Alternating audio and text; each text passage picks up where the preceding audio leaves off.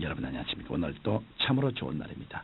하나님께서 여러분에게 평화로 넘치게 채워주시기 바랍니다.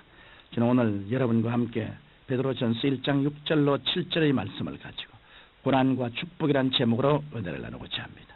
우리 인간은 이 세상을 살아가면서 원치 않은 수많은 고난을 만나게 됩니다. 이와 같이 우리 인간에게 있어서 고난이란 운명적인 것입니다. 그 이유는 우리 인류의 조상인 아담과 하와가 하나님을 반역한 결과로 아담과 하와의 후손인 모든 인생은 고난을 운명적으로 맞게 되었기 때문입니다. 만일 아담과 하와가 하나님을 반역하지 않았더라면 인간은 죄와 질병, 저주와 절망, 슬픔과 죽음의 고난은 당하지 않았을 것입니다. 그런데 고난은 오히려 우리에게 큰 축복과 승리와 발전을 가져다 주는 동기가 될 수도 있습니다. 저는 오늘 고난이 우리들에게 큰 축복이 되는 몇 가지 면에 대하여 생각해 보고자 합니다. 첫째로 고난은 새로운 삶의 창조에 대한 도전이 됩니다. 영국의 유명한 역사학자 토인비 박사는 인간의 역사는 도전에 대한 응전으로 이루어진다고 말했습니다. 고난도 이와 같습니다. 고난이 다가왔을 때 그 고난을 극복하여 새로운 삶을 창조해야겠다는 진취적인 응전의 자세를 취하면 그 고난은 축복으로 변화되는 것입니다. 오늘 우리가 누리는 이 모든 문명의 이기인 비행기, 기선, 기차, 자동차, 전자과학 등은 모두 전쟁 시기에 개발한 것입니다. 이와 같이 평화로운 시기에는 발명과 개발이 더딥니다. 그러나 전쟁의 소용돌이 속에서 국가가 흥망성쇠 위기에 있을 때는 전력 투구하여 연구하고 발전시키므로 오늘날의 문명의 이기가 탄생된 것입니다. 신앙생활 때와 마찬가지입니다. 이 때문에 성경 야고보서 5장 13절에 너희 중에 고난당하는 자가 있느냐 저는 기도할 것이오라고 말씀하신 것입니다. 사람이 평안할 때는 기도 생활을 게을리하다가도 고난을 당하면 간절히 기도하게 됩니다. 이러므로 신앙인은 고통을 통해 한 단계 더 깊은 영의 세계로 들어가게 되는 것입니다. 이와 같이 고난은 극복하겠다는 바른 응전의 자세를 갖출 때 위대한 인생이 창조됩니다. 그러나 고난을 극복하겠다는 결의가 없으면 나약한 인생으로 전락할 수밖에 없습니다. 하나님께서는 우리를 성장 발전시키기 위해 우리에게 고난을 보내주십니다. 그러므로 우리에게 고난이 다가왔을 때 우리는 그 고난을 새로운 삶을 창조할 수 있는 축복의 계기로 삼고 하나님께 기도하면서 그 고난에 도전해야만 합니다. 그러면 그 고난으로 인해 우리의 삶은 놀라우리만큼 성장하게 될 것입니다. 둘째로 고난은 인격 변화의 원인이 됩니다. 사람이 평안하게 되면 바람 부는 대로 물결 치는 대로 살아갑니다.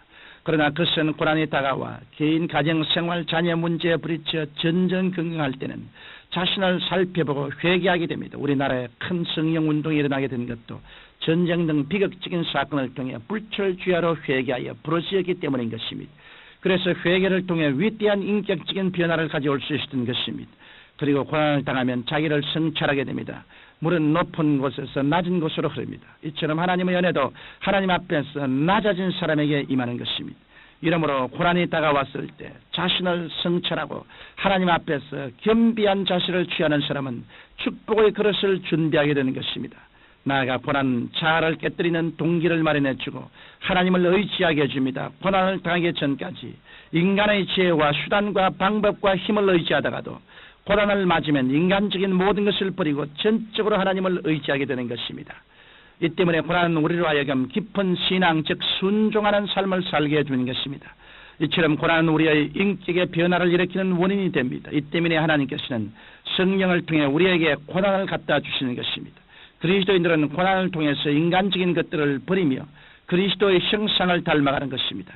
조각가는 아무런 모양이 없는 돌을 가지고 있을지라도 정으로 돌을 찍어냅니다. 망치 소리가 나고 파편이 튀고 먼지가 나면서 돌의 모서리가 찍혀나가면 나중엔 아름다운 하나의 예술 작품이 완성되는 것입니다.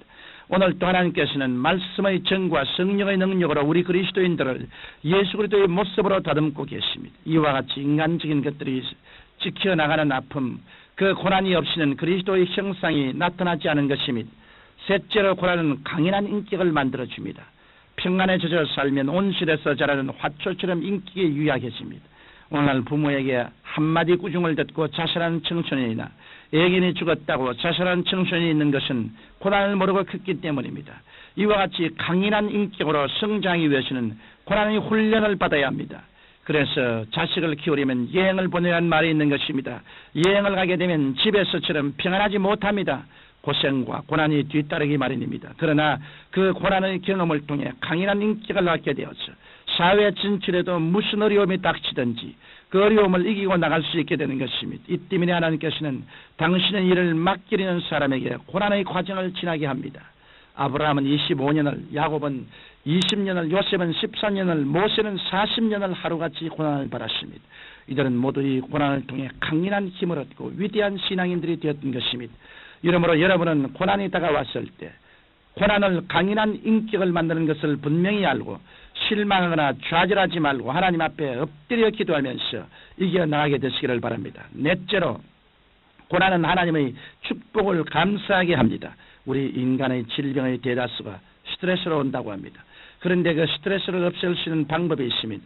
그것은 하나님께 감사하는 것입니다. 우리가 날마다 하나님께 감사드리면 우리 마음에 평안이 넘쳐나 스트레스를 극복할 수 있습니다. 이 때문에 그리스도인들에 있어서 감사는 얼마나 귀한 특권인지 모릅니다. 똑같은 고난을 맞아도 세상 사람과 그리스도인과는 고난에 대한 태도가 전혀 다릅니다. 세상 사람은 고난을 맞을 때 원망하고 불평합니다. 그래서 마음에서부터 병들기 시작합니다. 그러나 그리스도인들은 오히려 고난을 하나님의 축복으로 감사합니다. 병들어 봐야 건강의 고마움을 아는 것처럼 고난을 당한 다음 하나님의 은혜를 깊이 맛보고 하나님께 감사하게 되는 것입니다. 저는 밥상을 대하면 종종 아이들에게 이렇게 밥을 먹을 수 있으니 참 감사하구나라고 말합니다. 저는 일정시대와 6.25 사민을 겪었기 때문에 배고픔이 얼마나 큰 고통이라는 것을 잘 압니다. 그래서 불뿌리와 나무 껍질로 연명하던 그 당시를 생각하고 아이들에게 참으로 감사한 일이라고 말하지만 그러나 그러한 체험이 없는 아이들은 이해하지 못합니다.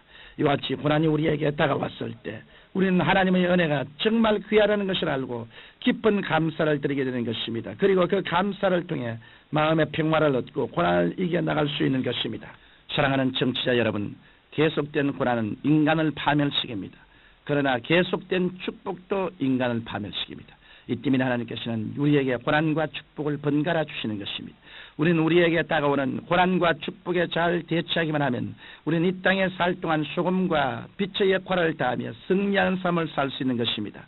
그러므로 여러분은 고난은 새로운 삶을 창조하는 축복의 계기이며 인격 변화의 원인이며 강인한 인격을 만들어주는 동기요 하나님의 축복에 감사케 하는 힘이 된다는 것을 분명히 깨닫고 고난이 다가왔을 때 하나님 앞에서 올바른 마음의 자세를 취함으로 위대한 신앙인들이 되시기를 주님 이름으로 축원합니다. 사랑이 많으신 아버지, 고난을 피할 수는 없습니다만 고난에 대한 우리의 태도가 고난을 극복하고 축복을 받을 수 있느냐 멸망하는 이유가 되는 것이오니 고난에 대하여 적극적인 태도를 취하게 도와주옵소서.